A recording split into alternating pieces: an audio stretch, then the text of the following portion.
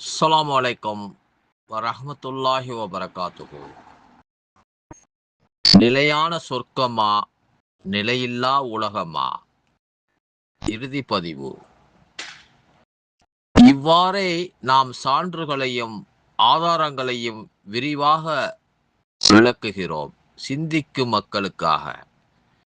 இவ்வுலகம் அதன் மக்களை ஏமாற்றி வைத்திருக்கையில் அது அவர்களை விட்டு எவ்வளவு விரைவாக மறைந்துவிடும் என்பதற்கு அவர்கள் இந்த உவமையிலிருந்து பாடம் பெற வேண்டும். அவர்கள் இவ்வுலகையும் அதன் வாக்குறுதியையும் நம்புவார்கள். ஆனால் அது எதிர்பாராத விதமாக அவர்களை விற்று விலகிவிடும்.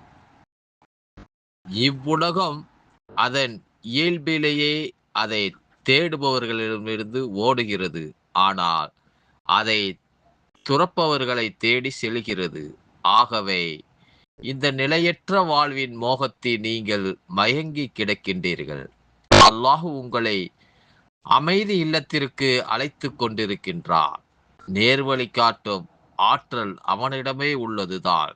நாடுவோருக்கு அவன் நேர்வழி அளிக்கின்றார். அல் குர்ஆன் 10வது அத்தியாயம் 25வது வசனத்தில் காணலாம். ஆகவே அல்லாஹ் இவ்வுலகின் நிலையற்ற தன்மையையும் அதன் முடிவையும் குறிப்பிடபோது மக்களை சொர்க்கத்தின் பக்கம் அழைத்து அதை தேடுவதற்கு ஆர்வமூட்டினார்.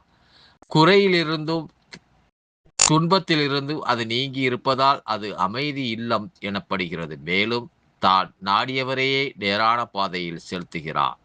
சூரியன் உதிக்கின்ற ஒவ்வொரு நாளும் அதன் இரு பக்கங்களிலும் இரு வானவர்கள் இறங்கி மனிதர்கள் மற்றும் ஜின்களை தவிர அல்லாஹுவின் அனைத்து படைப்புகளும் கேட்கும் வண்ணம் உறக்க கூறுகின்றனர்.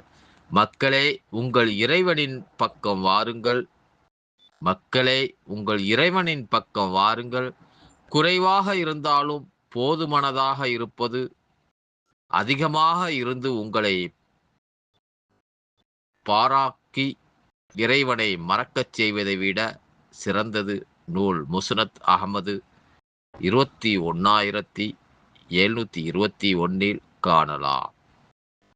இன்ஷா அல்லாஹ் நாம் அனைவர்களும் அல்லாஹ்விடத்தில் ஒவ்வொரு நேரத்திலும் தொழுதி அவனிடத்தில் வேண்டுவோமாக, துவா செய்வோமாக. இந்நாளை வரக்கூடிய நாளை நன்னாளாக ஆக்கி அருள் புரிவானாக.